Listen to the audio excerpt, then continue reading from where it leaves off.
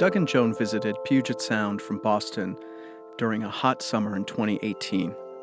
They read about the inner tube activity, floating, on a tourism website and booked the adventure. The couple looked forward to a lazy ride along the river's cool waters and drinking a beer or two along the way.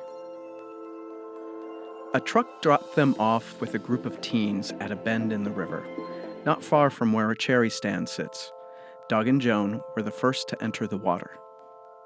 "We fumbled quite a bit with our tubes and the cooler," Doug said. "I think I belly flopped into the thing." By the time they got situated, the teens had already passed them. There were about 6 of them, all laughing and splashing as they went past the middle-aged couple.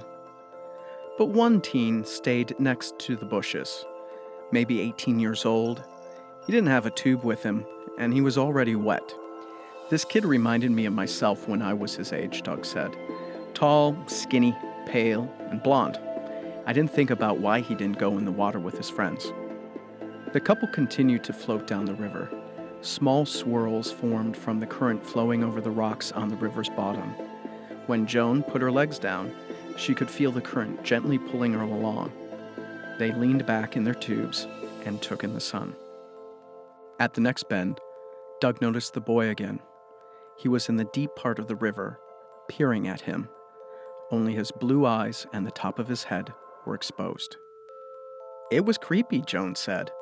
"Having some kid watching you like that, I didn't think much of it. Kids do weird stuff because they think it's funny, and we've got 3 kids. I always thought they did weird stuff, but it's creepy when it's not your kids doing it." At the third bend, and 15 to 20 minutes from the end, Doug felt a tug on his submerged foot. He thought he may have nipped an underwater tree limb, but something grabbed it and yanked it deeper under the water. He pulled himself higher into his tube and let go of the beer cooler. It startled Joan, and she turned to ask Doug what happened. Before Doug could answer, what felt like an arm wrapped around his waist and pulled him down into the river through the center of the tube. He didn't get a breath, and water went into his nose, burning and choking him. Joan dove in to find Doug and saw him in the clear mountain river. He twisted, kicked, and used his arms to pull himself through the water, but he was stuck. She couldn't see anything holding him down. He couldn't surface. It's like something had a hold on him, but she couldn't see what that was. She swam behind him and prepared to pull him out like a lifeguard. As she placed her arm across his chest, something kicked her away. Air bubbles spurted out from the blow and her surprised gasp.